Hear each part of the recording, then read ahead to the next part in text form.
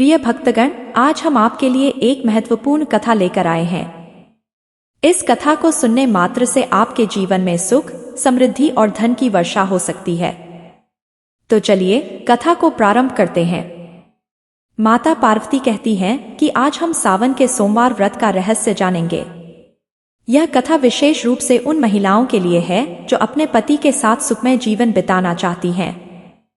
माता पार्वती ने भगवान शिव से पूछा कि क्या कोई ऐसा उपाय है जिससे पुरुष का गुस्सा समाप्त हो जाए और वह अपनी पत्नी को सम्मान दे। भगवान शिव ने कहा, पार्वती, ऐसा उपाय है। यदि कोई स्त्री सावन के 5 सोमवारों में अपने पति को चुपचाप एक विशेष चीज खिला देती है तो उसका पति कभी भी क्रोधित नहीं होगा और उसकी हर बात को महत्व देगा। फिर माता पार्वती ने पूछा, वह चीज कौन सी है जो पुरुष को खिलाने मात्र से उसका गुस्सा हमेशा के लिए समाप्त हो जाता है और पत्नी के जीवन में खुशियों की बहार आ जाती है। भगवान शिव ने कहा, मैं तुम्हें एक छोटी सी कहानी सुनाता हूँ जिसके माध्यम से तुम समझ जाओगी कि वह चीज कौन सी है। फिर भगवान शिव ने एक पुरानी कहानी सुनानी शुरू की। बहुत समय पहले की बात है। एक नगर में एक राजकुमार रहता था। राजकुमार ने तय किया कि वह किसी ऐसी लड़की से शादी करेगा जिसके गाल सेब जैसे लाल हों, आंखें सेब के बीज जैसी कत्थई हों और स्वभाव सेब के रस जैसा मीठा हो। लेकिन उसने अपनी राज्य की सीमा में ऐसी लड़की नहीं पाई। इसलिए उसने दूसरे राज्य की ओर यात्रा की। 5 दिन और 5 रात की यात्रा के बाद राजकुमार एक ऐसी जगह पर पहुंचा जहां छोटी छोटी झाड़ियों की कतार लगी हुई थी। एक झाड़ी के नीचे एक बालों वाली टांग बाहर निकली हुई थी। राजकुमार ने टांग को देखकर सोचा कि किसी ने इसे यहां छोड़ दिया है और उस पर ध्यान नहीं दिया। तभी उसने एक आवाज सुनी, उफ, मेरी बदकिस्मती, मैं यहां फंसा हूं। झाड़ियों में से एक और आवाज आई, मेरी टांग खींचो। राजकुमार ने सोचा कि यह एक मजेदार मामला है और उसने झाड़ी की टांग को खींच लिया। अचानक एक छोटा आदमी जो गोल शरीर वाला और लाल और हरे रंग के कपड़े पहने हुए था, बाहर आ गया। उस आदमी ने राजकुमार को धन्यवाद दिया और कहा, राजकुमार, मैं बहुत समय से यहां फंसा हुआ था। राजकुमार ने पूछा, तुम यहां क्यों फंसे थे? आदमी ने कहा, एक राक्षस ने मेरी बेटी को चुरा लिया है। जब राक्षस ने मेरी बेटी को पकड़ा, मैं यहां छिप गया। अब मेरी बेटी राक्षस के साथ चली गई है। राजकुमार ने पूछा, वह तुम्हारी बेटी को कहाँ ले गया है? आदमी ने बताया, वह मेरी बेटी को खाई के पार बने दरवाजे के उस पार ले गया है। राजकुमार ने कहा, चिंता मत करो, मैं तुम्हारी बेटी को वापस लाऊंगा। लेकिन मुझे यह जानना होगा कि तुम्हारी बेटी कैसी दिखती है ताकि मैं उसे पहचान सकूं। आदमी ने कहा, मेरी बेटी के गाल सेब जैसे लाल हैं, आंखें सेब के बीज जैसी कत्थई हैं और मुस्कान सेब के रस जैसी मीठी है। राजकुमार को सुनकर खुशी हुई और उसने कहा, मुझे भी ऐसी ही लड़की की तलाश है। मैं तुरंत जाकर तुम्हारी बेटी को वापस लाऊंगा। राजकुमार ने अपने घोड़े पर सवार होकर और तेज गति से यात्रा शुरू कर दी। वह दूर जंगल में चला गया, लेकिन राक्षस का ठिकाना नहीं ढूंढ सका। वह परेशान होकर एक सरोवर के किनारे सोच में बैठ गया। तभी एक साधु जो विष्णु भगवान के उपासक थे वहां पहुंचे और राजकुमार की चिंता को देखकर पूछे, राजकुमार, तुम इतनी चिंता में क्यों हो? राजकुमार ने साधु को अपनी परेशानी बताई, एक राक्षस ने एक लड़की को चुरा लिया है और मैं उसका ठिकाना नहीं ढूंढ सका। साधु ने दिव्य दृष्टि से देखा और कहा, राजकुमार, मैं तुम्हें राक्षस का ठिकाना बताऊंगा, लेकिन तुम्हें कई समस्याओं का सामना करना पड़ेगा।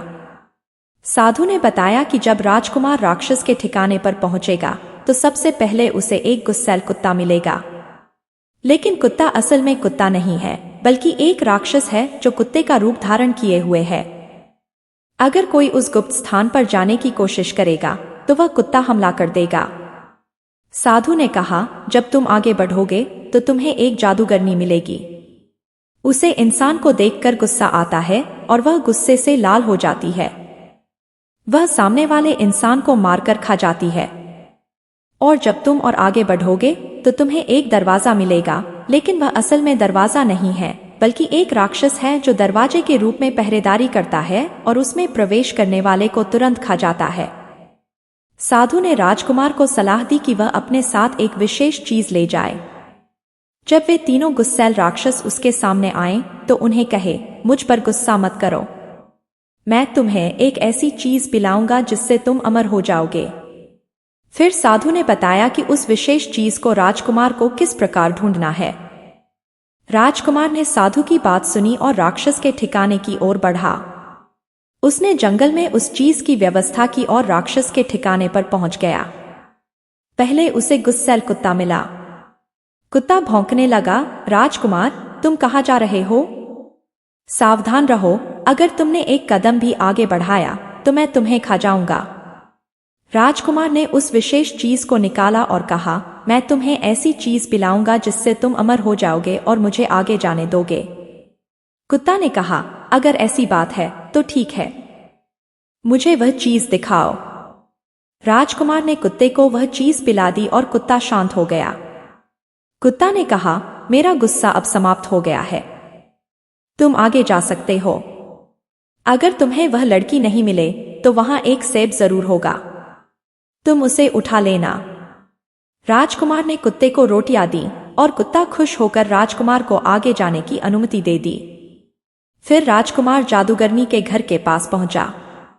जादूगरनी ने उसे देखकर कहा, सावधान हो जाओ, अगर तुमने एक कदम भी आगे बढ़ाया तो मैं तुम्हें खा जाऊंगी। राजकुमार ने जादूगरनी को भी वही चीज पिला दी और कहा, मैं राक्षस के किले में जा रहा हूं जहां एक लड़की कैद है। जादूगरनी ने कहा, मेरा गुस्सा अब समाप्त हो गया है, तुम आगे जा सकते हो। यदि तुम्हें लड़की नहीं मिले तो वहां एक सेब होगा, तुम उसे उठा लेना। राजकुमार ने जादूगरनी को एक कंबल भेंट किया और जादूगरनी ने उसे रास्ता दे दिया। फिर राजकुमार दरवाजे के पास पहुंचा, जो दरवाजे के रूप में एक राक्षस था। दरवाजा बोला, सावधान हो जाओ, अगर तुमने एक कदम भी आगे बढ़ाया तो मैं तुम्हें खा जाऊंगा। राजकुमार ने दरवाजे को भी वही चीज पिला दी और कहा, मैं राक्षस के किले में जा रहा हूं जहां एक लड़की कैद है। दरवाजा शांत हो गया और कहा, मेरा गुस्सा समाप्त हो गया है, तुम आगे जा सकते हो। अगर तुम्हें लड़की नहीं मिले तो वहां एक सेब होगा, उसे उठा लेना। राजकुमार ने दरवाजे के ऊपर से छलांग लगाई और राक्षस के किले तक पहुंच गया, लेकिन उसे वहां कोई राक्षस या लड़की नहीं मिली। राजकुमार ने हर जगह खोज की और अंततः राक्षस के सोने वाले कमरे में पहुंचा। वहां उसने देखा कि राक्षस गहरी नींद में सो रहा था और पास में एक तस्तर रखा था। राजकुमार ने सोचा कि अगर लड़की वहां नहीं मिली तो एक सेब होना चाहिए। जैसे ही उसने सेब को छूने की कोशिश की, सेब एक लड़की में बदल गया, जिनके गाल सेब जैसे लाल और आंखें सेब के बीज जैसी कत्थी थीं। लड़की ने खुशी से कहा, आप आ गए, मैं बहुत समय से यहां फंसी हुई थी, धन्यवाद। राजकुमार ने कहा, चलो हम यहां से निकलते हैं। लड़की राजकुमार के साथ राजमहल तक आई। दोनों के बीच प्यार बढ़ गया और वे एक दूसरे को बहुत पसंद करने लगे।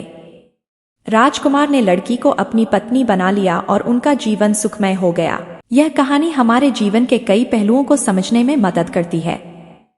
इस कथा के माध्यम से हमें यह सीखने को मिलता है कि गुस्से को शांत करने के लिए विशेष विधियों का पालन करना आवश्यक है। सावन के सोमवार व्रत की विशेष विधियों का पालन करने से आपके जीवन में भी सुख और समृद्धि आ सकती है। यदि आप भी अपने दाम्पत्य जीवन को सुखमय बनाना चाहती हैं, तो सावन के 5 सोमवार का व्रत पूरे श्रद्धा और विश्वास के साथ करें। व्रत के दौरान अपने पति को चुपचाप बेल के पत्तों का रस और सुपारी मिलाकर खिलाएं। इससे आपके पति का गुस्सा हमेशा के लिए शांत हो जाएगा और दाम्पत्य जीवन में खुशहाली आएगी।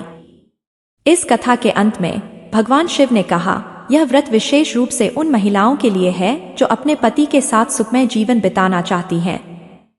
इस व्रत को पूरे समर्पण और विश्वास के साथ करने से पति पत्नी के बीच प्यार और समझ बढ़ती है और जीवन में सुख और समृद्धि का संचार होता है। आप सभी से निवेदन है कि इस कथा को ध्यानपूर्वक सुनें और अपने जीवन में इसका पालन करें। इससे आपके जीवन में खुशहाली और सुख की प्राप्ति होगी।